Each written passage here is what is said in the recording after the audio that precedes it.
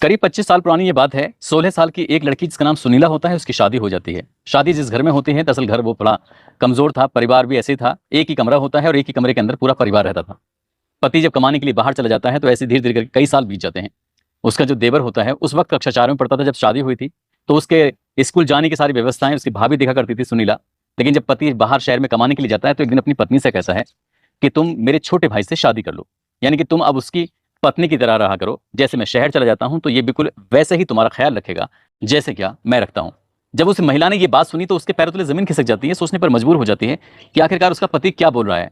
उसकी सास भी यही बात कहती है और ससुर भी यही बात कहता है। आखिरकार उसे 2-3 दिन का समय लगता है ये सोचने समझने में कि उसे अपने देवर के साथ रहना चाहिए, नहीं रहना चाहिए, उसे अपना पति बनाना चाहिए कि नहीं बनाना चाहिए। आखिरकार सहमति बन जाती है। उसके बाद फिर वो अपने देवर के साथ वैसे ही रहती थी जैसे क्या पति के साथ रहती है, और ये दिनों का बंटवारा भी हो जाता है। यानी कि किस दिन उसका पति रहेगा उसके साथ और किस दिन उसका देवर उसके साथ रहेगा। पति को बड़ा वाला घर वाला बोलती है तो देवर को छोटा घर वाला बोलती है। इसी तरह से ये कहानी लगातार आगे चलती रहती है। सोशल मीडिया पर साल 2024 में काफी वायरल होती है। और ठीक ऐसी ही एक और कहानी होती है साल 2025 में, जो बहुत तेजी के साथ सुर्खियां बटोरने लगती है। अब सोशल मीडिया का ऐसा कोई हिस्सा नहीं था, वेब पोर्टल का ऐसा कोई हिस्सा नहीं था जहां पर यह शादी चर्चाओं में ना हो। दरअसल एक लड़की की 2 सगे भाइयों से शादी होती है, और इस शादी के पीछे की कहानी क्या है, आज की इस कहानी के माध्यम से ये जानने की समझने की कोशिश करते हैं। आदाब, नमस्कार, सत श्री अकाल। मैं उस्मान सैफी। आज की जो सच्ची घटना मैं आपको सुनाने जा रहा हूं, ये सच्ची घटना है हिमाचल प्रदेश का एक जिला है सिरमौर, और सिरमौर जिले का एक गांव लगता है शिलाई। दरअसल शिलाई गांव का रहने वाला एक लड़का जिसका नाम प्रदीप नेगी होता है, उसी का ही छोटा भाई जिसका नाम कपिल नेगी होता है। प्रदीप नेगी जो कि जल शक्ति विभाग में काम करता है, साथ ही कपिल नेगी जो होता है वो विदेश में नौकरी कर रहा है हॉस्पिटलिटी का, जिसमें कह सकते हैं जैसे मेहमान नवाजी किसी की करते हैं, इस तरह से वो विदेश में नौकरी करता है। अभी दोनों भाइयों के लिए शादी की बात चलने लगती है तो किसी रिश्तेदार ने कहा कि हमने एक लड़की ढूंढी है। लड़की बेइंतहा खूबसूरत है, बहुत अच्छी लड़की है, देखने वाले में परिवार भी बहुत ठीक ठाक है। अगर तुम्हें कोई एतराज ना हो तो शादी की बात आगे बढ़ाई जाए।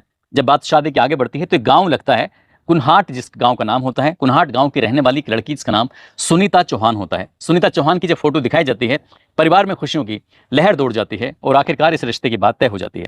शादी जब तय होती है तो 11 जुलाई 2025 की शाम को लड़कियों के मामा आते हैं। जैसे क्या अपने अगर पश्चिमी उत्तर प्रदेश की बात करें या उत्तर प्रदेश की बात करें तो शादी से एक दिन पहले वो मढ़े की प्रक्रियाएं होती हैं। मड़े में खाना बनता है, मेहमान आते हैं, भात लिया जाता है, इस तरह की प्रक्रियाएं होती हैं। और यहाँ भी कुछ इसी तरह की प्रक्रियाएं होती हैं। और 12 जुलाई 2025 की सुबह जब मेहमान लोग तैयार हो रहे थे तो दोनों भाई दूल्हे बनकर तैयार हो जाते हैं। और गांव वाले जब ये अपनी आंखों से देखते हैं तो गांव वालों को यकीन नहीं हो रहा था कि एक की बारात जानी है लेकिन दूल्हे 2 कैसे बन के जा रहे हैं। आखिरकार बारात जाती है, बारात में गांव के लोग भी जाते हैं, गांव के लोग भी शामिल होते हैं। और गांव के लोगों को न केवल आश्चर्य हो रहा था बल्कि खुशी हो रही थी। ये बारात कुन्हाट पहुंच जाती है सुनीता चौहान के यहाँ पर, और वाकई जैसे कि बारात चढ़ती है, दोनों दूल्हे होते हैं। दूल्हों के साथ जैसे कि अब एक दूल्हे के साथ जो प्रक्रियाएं होती हैं वो दोनों सगे भाइयों के साथ एक जैसी प्रतिक्रियाएं हो रही थी। और सुनीता चौहान उनके लिए जो भी एक रस्में होती हैं हर रस्म को अदा कर रही थी, निभा रही थी। 12 जुलाई 2025 की शाम को जब बारात वापस लौट कर आती है, अब ये बात केवल उस गांव में नहीं थी बल्कि आसपास के इलाकों में फैल जाती है। सोशल मीडिया का ये दौर है, सोशल मीडिया के हर कोने में ये कहानी दौड़ने लगती है, फैलने लगती है।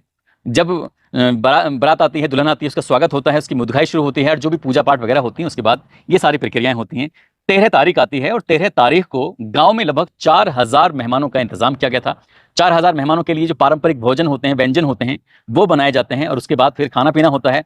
गांव के हर व्यक्ति ने, हर रिश्तेदार ने, हर मेहमान ने इस शादी का बहुत ज्यादा स्वागत किया। और स्वागत होना भी था क्योंकि इसके लिए ये एक ऐसा काम इन्होंने किया है कि शायद ही ऐसी शादी भारत के इतिहास में कभी हुई हो, क्योंकि 2 भाइयों की बारात एक साथ एक लड़की से कभी नहीं, 2 अलग अलग लड़कियों से तो हो सकती है लेकिन एक लड़की से नहीं। जब इस तरह का होता है तो सोशल मीडिया पर एक कहानी तैरने लगते हैं, हर कोई कहानी इसके बारे में जानना शुरू कर देता है। और इसी कहानी के साथ साल 2024 में जो कहानी वायरल होती है सुनीला नाम की एक महिला की, सुनीला देवी नाम की एक महिला होती है जो कि सिरमौर के जिला जमुना के गांव में उसकी शादी होती है। करीब 25 साल पहले जिस व्यक्ति से शादी होती है उसका एक सगा छोटा भाई होता है जो कि कक्षा 4 में पढ़ रहा था। और उस वक्त वो स्कूल जाता था तो उस बच्चे का वो ऐसे बेटे की तरह ख्याल रखती थी। स्कूल के तैयार करना, उसके लिए खाना बनाना, सब कुछ काम करना ऐसे चलता रहता है। कुछ दिन के बाद जब बीत जाते हैं करीब 4-5 साल 6 साल, तो उसका पति बाहर शहर में कमाने के लिए जाता है। उधर जो उसका छोटा भाई था वो बड़ा हो रहा था। एक दिन वो अपनी पत्नी से कहता है कि तुम्हें इससे शादी कर लेनी चाहिए, इसके साथ बात कर लेनी चाहिए, तुम दोनों पहले सहमति दर्ज कर लो। और जैसे ही उस लड़के के पिता ने और माँ ने ये बात सुनी तो बहू से कहते हैं कि कोई दिक्कत नहीं, कोई परेशानी नहीं, तुम दोनों को शादी कर लेनी चाहिए। सुनीला को ये बात शुरुआत में अटपटी लगती है लेकिन वो शादी के लिए तैयार हो जाती है। 3-4 दिन का समय लगता है सोचने समझने में। आखिरकार शादी हो जाती है लेकिन बहुत ही गुपचुप तरीके से। अब वक्त आगे बढ़ रहा था, उनको धीरे धीरे करके बच्चे भी पैदा हो रहे थे। कुल मिलाकर 4 बच्चे पैदा हो जाते हैं। अब इन दोनों भाइयों से ऐसे ही जो सुनीला है उसके घर से थोड़ी ही दूर एक घर मीना का लगता है। मीना की कहानी और भी ज्यादा विचित्र हो जाती है, क्योंकि उसके पति सहित उसके 2 और देवर होते हैं, तो उसको दोनों देवरों से शादी करनी पड़ती है। यानी कि एक महिला के 3 सगे भाई होते हैं जो पति होते हैं उसके। अब ये आपस में एक बंटवारा करते हैं कि एक दिन इसको रहना है, अगले दिन दूसरे को रहना है, तीसरे दिन अगले को रहना है। इस तरह से इनका आपस में बंटवारा होता है कि किस दिन किस पति को रहना है। तब ये बहुत ज्यादा आसान हो जाता है जब पति बाहर कहीं कमाने के लिए जाता है, किसी दूसरे शहर में रहता है। तब पति अगर 2 होते हैं तो उसमें एक शहर में कमाने चले जाता है, तो एक घर रह जाता है। और पति अगर 3 होते हैं तो ऐसी स्थिति में फिर पत्नी दिनों का बंटवारा कर देती है और पत्नी वो उसके हिस्से में ज्यादा संख्या मिल जाती है। आखिरकार ये ऐसे चलता रहता है। ये उत्तराखंड और हिमाचल प्रदेश की एक प्रथा है और इस प्रथा का नाम है बहुपति प्रथा। दरअसल एक बहू के कई पति होते हैं। इसे हम जोड़ी धरण के नाम से भी जानते हैं, साथ ही इसको द्रौपदी के नाम से भी इस प्रथा को जाना जाता है, पहचाना जाता है। जिस तरह से द्रौपदी के 5 पति होते हैं, ठीक यहाँ पर भी कुछ ऐसी ही कहानी होती है। लेकिन यहाँ पर ये धूमधाम से शादी जो होती है सिर्फ सबसे बड़े बड़े भाई के साथ होती है। बाकी के साथ जो शादी होती है वो गुपचुप तरीके से होती है, एकदम शांत तरीके से होती है। लेकिन यहाँ जो होता है इसमें प्रदीप नेगी और कपिल नेगी वाले मामले में ये शायद संभवतः इस प्रथा में पहली बार ऐसा हुआ है कि 2 भाइयों ने धूमधाम के साथ शादी समारोह को अंजाम दिया। वो दुल्हन को लेके आते हैं और उसके बाद जो भी इनका आपस में बाकी बंटवारा होगा कि लड़की विदेश जाएगी शादी के बाद या फिर यहाँ देश में रहेगी तो कितने दिन रहेगी और विदेश में रहेगी तो कितने दिन रहेगी, ये खैर बात की बात है। आखिरकार शिलाई गांव के रहने वाले विशन तोमर कहते हैं कि उनके गांव में लगभग 3 दर्जन ऐसे परिवार हैं। 3 दर्जन यानी कि करीब करीब 36 ऐसे परिवार हैं जहां हर घर के अंदर एक महिला के 2 सगे भाई पति होते हैं उसके। इस तरह की प्रथाएं उनकी चल रही हैं। साथ ही इसके पीछे की जो कहानी निकल के आती है, जब हमने रिसर्च किया जाना तो उसमें पता चलता है कि पैतृक भूमि का इनमें विभाजन नहीं होता, यानी कि 2 भाइयों की संपत्ति आपस में बंटवारा नहीं होता है, वो एक जगह ही रह जाती है। बंटवारा ना होने की वजह से आपस में तालमेल भी बना रहता है। साथ ही घर हो, बिजनेस हो या फिर खेती बाड़ी हो, सभी लोग मिलकर काम करते हैं, एक साथ काम करते हैं। इसमें कोई आपस में एक दूसरे से द्वेष भी नहीं होता। यदि एक भाई खत्म हो जाए तो महिला फिर विधवा नहीं मानी जाती, वो सुहागन ही मानी जाती है। साथ ही भाइयों में भी आपस में भाईचारा बना रहता है। ऐसे ही करते करते जब प्रदीप नेगी और कपिल नेगी की शादी लगातार सुर्खियों बनी रहती है, तो सोशल मीडिया के हर एक प्लेटफॉर्म पर, चाहे वो टाइम्स ऑफ इंडिया हो, चाहे वो हिंदुस्तान टाइम्स हो या फिर अलग अलग अखबार हो, दैनिक जागरण हो, नवभारत टाइम्स हो, हर जगह ये खबर आप देख सकते हैं। दैनिक भास्कर से लेके हर जगह ये खबर आपको देखने को मिल जाएगी। दरअसल लोग इस तरह से खुलेआम शादी नहीं करते थे, बल्कि चुपके से अपने शादी ब्याह करते थे। इसमें एक और बड़ी खास बात है, जहां पर ये सुनीला का मकान है, मीना देवी का मकान है, वहीं पास में ही जमुना गांव में एक मुकेश का भी घर है। मुकेश के जब लोगों से पूछा जाता है, परिवार से बातचीत की जाती है, तो मुकेश कहता है कि हमारी 5 पीढ़ी से लगातार ऐसे ही चलता चला रहा है। 2 सगे भाई होते हैं, उनकी पत्नी एक ही होती है, यानी कि वो 5वीं पीढ़ी का हिस्सा है। उनके यहाँ भी कुछ ऐसे ही होता है। साल 1980 से पहले ये बहुत आम बात थी, लेकिन 1980 के बाद ये होता है, लेकिन चोरी छुपे से होता है। पहले आराम से खुलेआम रहा करते थे।